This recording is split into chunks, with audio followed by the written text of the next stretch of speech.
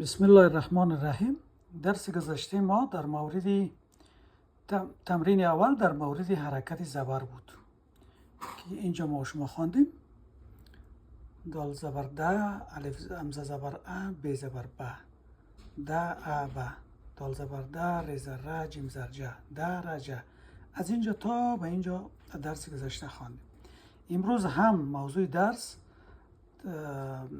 تمرین دوم است و در مورد حرکت زبر. یک فرق این تمرین با او تمرین گذشته است که در تمرین گذشته حروف به شکل کلمات تهیه شده بود. ببینید الف است، دال است، همزه است، الف با است، اما هر حرف جدا جداست. اما در تمرین دوم فرقش است که مثلا اینجا ببینید همزه است با سین با را یک جای نوشته شده، یا مثلا ب با را یک جای نوشته شده، ه با را یک جا نوشته شده، ت با را یک جا نوشته شده.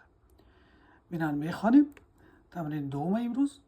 همزه زبر ا، سین زبر س، ر زبر ر، ا س ر، ب زبر ب، ر زبر ر، کاف زبر ک، ب ر ک، ت زبر ت، ر زبر ر، کاف زر ک، ت ر ک، ث زبر ث، همزه زبر ا، ر زبر ر، ف ا ر، جیم زبر ج، دال زبر د، عین زبر ع، جد ع، ح زبر ح، ح زبر ح، ر زبر ر، قاف زبر ق، ح ر ق، خ زبر خ، ر زبر ر، میم زبر م، خ ر م، دال زبر د، میم زبر م، عین زبر ع، دم ع، ذال زبر ذ، ه زبر ه، ب زبر ب، ذهب. و اینجا ر زبر ر، کاف زبر ک، ذات زبر ذ، رک ذ،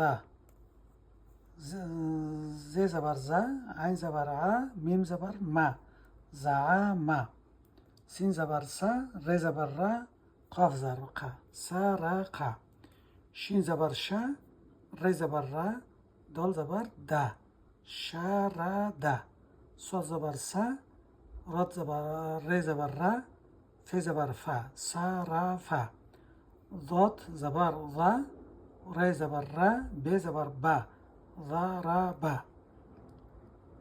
تا زبر ت، را زبر ر، دال زبر د، ترد، عین زبر ع، ر زبر ر، ف زبر ف، عرف، غین زبر غ، دال زبر د، را زبر ر، غدر، ف زبر ف،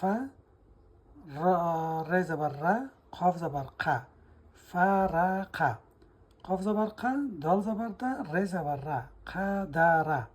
اگر روانیش بخونیم: اثره، برکه، ترکه، ثأره، جدعه، حرقه، خرمه، دمعه، ذهب، ركض، زعم، سرق، شرد، صرف، ضرب، طرد، عرف، غدر، فرق، قدر. تمرین سوم انشاءالله در درس بعدی میخوانیم.